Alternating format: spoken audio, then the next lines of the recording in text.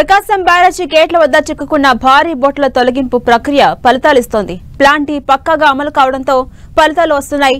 బోట్ల తొలగించేందుకు అధికారులు చేపట్టిన plan A, plan B, plan C ఫలితాలు ఇవ్వలేదు.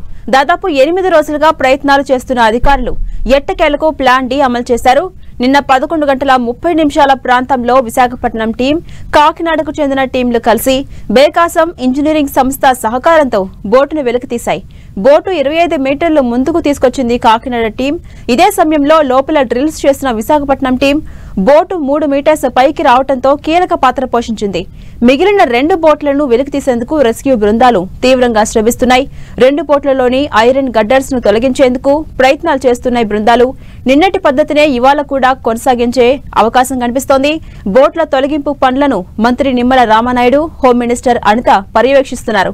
ఎలాంటి ఇబ్బందులు లేకుండా బోట్ల తొలగింపు ప్రక్రియ వేగవంతం చేయాలని ఇటు సీఎం చంద్రబాబు నాయుడు సైతం ఆదేశాలు ఇచ్చారు. దీంతో ఇవాళ లేదా రేపు బోట్ల తొలగింపు ప్రక్రియ ఒక కొలిక్కొచ్చేలా కనిపిస్తోంది.